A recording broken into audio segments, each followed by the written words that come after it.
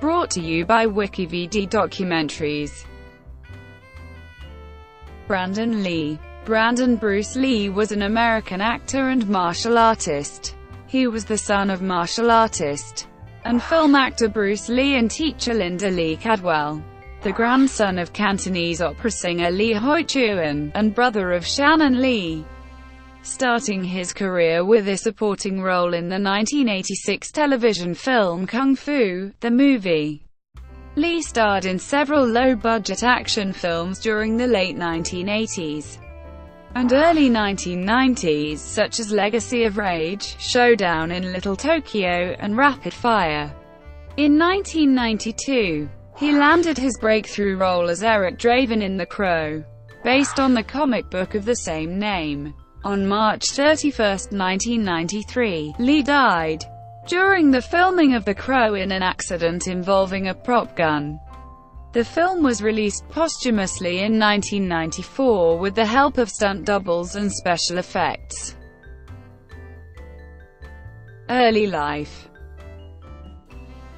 C. 1966, Lee was born on February 1, 1965, in Oakland, California, the son of martial artist and actor Bruce Lee and Linda Emery.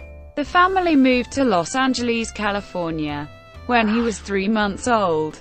The family lived in Hong Kong from 1971 to 1973, after which his mother moved back to the United States following the death of his father. He attended high school at Chadwick School, but was asked to leave for insubordination, more specifically, driving down the school's hill backwards. He briefly attended Bishop Montgomery High School, located in Torrance, from 1979 to 1980. He received his GED in 1983 at the age of 18, and then went to Emerson College in Boston, Massachusetts, where he majored in theater. After 1 year, Lee moved to New York City, where he took acting lessons at the famed Lee Strasberg Theater and Film Institute, and was part of the American New Theater group founded by his friend John Lee Hancock. The bulk of Lee's martial arts instruction came from his father's top students and best friends, Dan Inozentu and Richard Bustio. Career. Lee returned to Los Angeles in 1985, where he worked for Ruddy Morgan Productions as a scriptreader, doing an uncredited cameo in the action film Crime Killer starring George Pan Andreas. He was asked to audition for a role by casting director Lynn Stallmaster, and got his first credited acting role in Kung Fu, the movie, a feature-length television movie which was a follow-up to the 1970s television series Kung Fu. The film aired on ABC on February 1, 1986, which was also Lee's 21st birthday. In Kung Fu, the movie, Lee played Chung Wang, the suspected son of Kwai Chiang Caine. Lee's real-life father was originally considered to play the leading role in the Kung Fu TV series. Lee got his first leading film role later that year in the Hong Kong action crime thriller Legacy of Rage, in which he starred alongside Michael Wong, Regina Kent and Mang Hoi. It also featured a cameo appearance by Bolo Yeung, who appeared in his father's film Enter the Dragon, made in Cantonese and directed by Ronnie Yu. It was the only film Lee made in Hong Kong. He was also nominated for a Hong Kong Film Award for Best New Performer in this role. In 1987, Lee starred in the unsold television pilot Kung Fu: The Next Generation, which aired on CBS Summer Playhouse and was another follow-up to the Kung Fu TV series. In this film, the story moved to the present day, and centered on the story of Johnny Caine, the great-grandson of Kwai Chiang Caine. In 1988, Lee made a guest appearance alongside Pat Morita in an episode of the short-lived American television series O'Hara, playing a villainous character named Kenji. In the summer of 1988, Lee also started filming his first English-language B-grade action film, Laser Mission.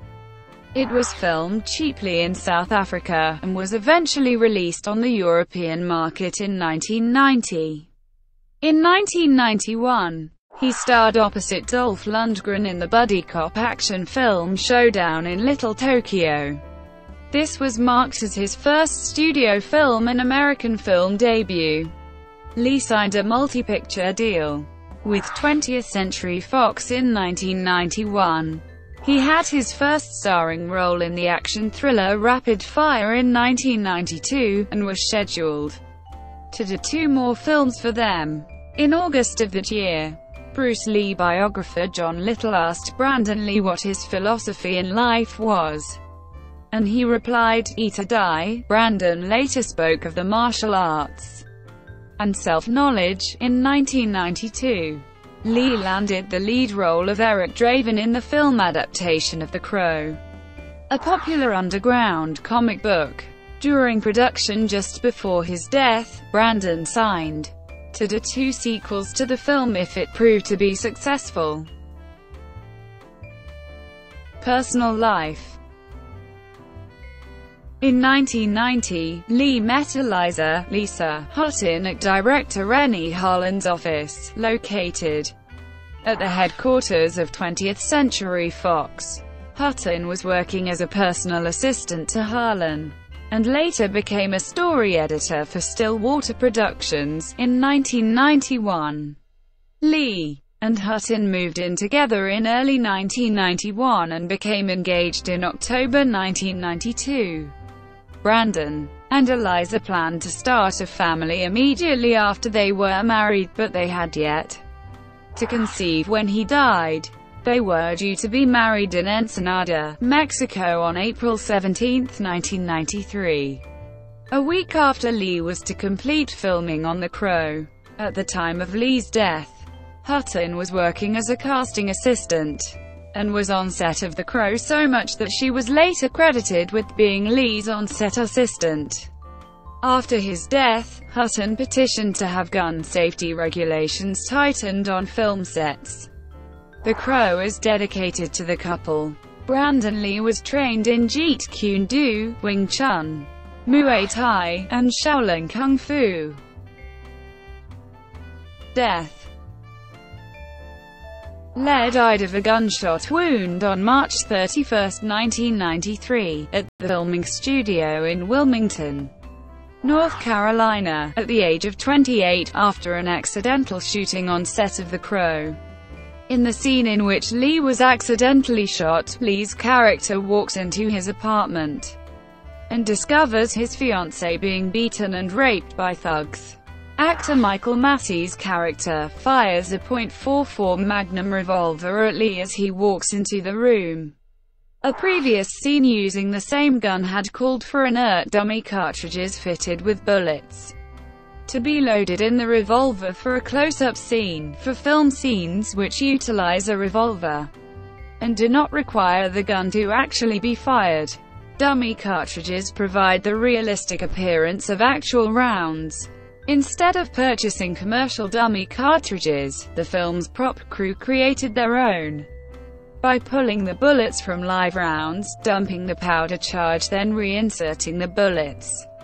However, they unknowingly or unintentionally left the live primer in place at the rear of the cartridge. At some point during filming, the revolver was apparently discharged with one of these improperly deactivated cartridges in the chamber, setting off the primer with enough force to drive the bullet partway into the barrel, where it became stuck. The prop crew either failed to notice this or failed to recognize the significance of this issue. In the fatal scene, which called for the revolver to be actually fired at Lee from a distance of 3.6 to 4.5 meters, the dummy cartridges were exchanged with blank rounds, which feature a live powder charge and primer, but no bullet, thus allowing the gun to be fired without the risk of an actual projectile.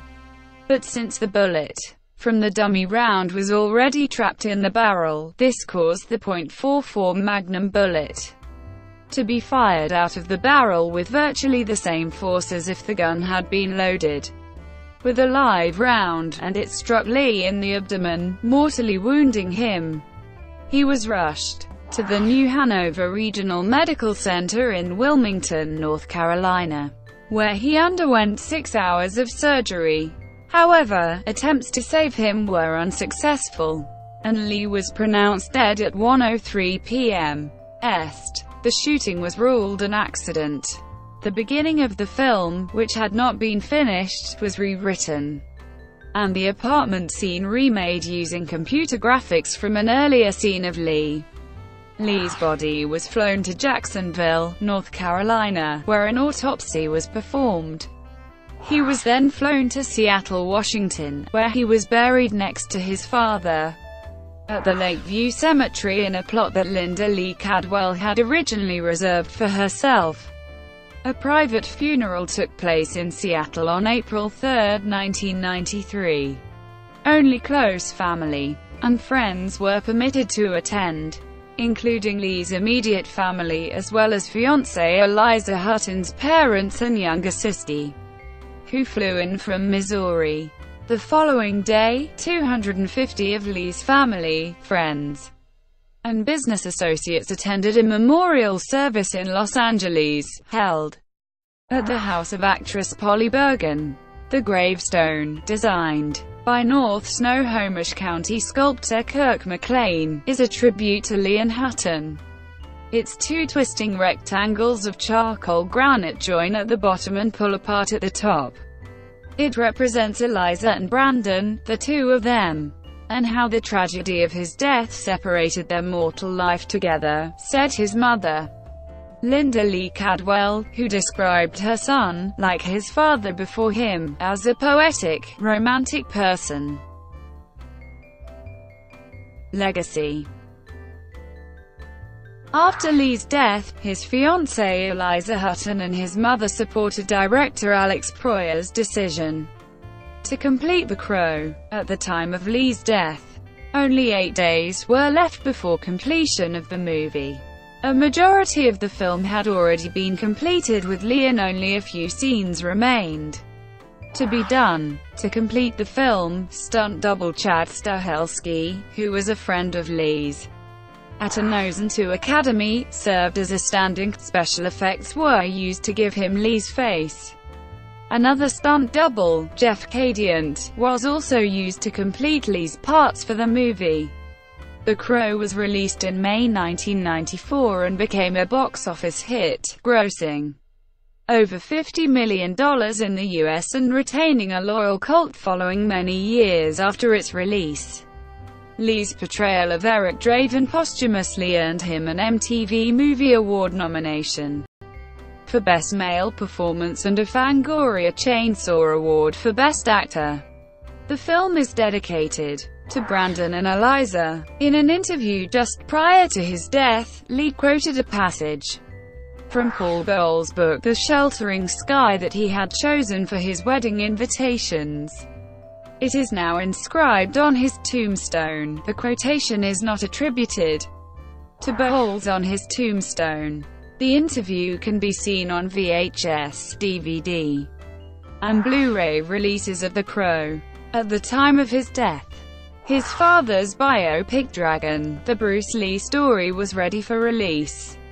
The film was released 2 months after Lee's death, with a dedication to his memory in the end credits. In the film, his father was portrayed by actor Jason Scott Lee. Thank you for watching. Brought to you by WikiVidi Documentaries. Please like and subscribe below.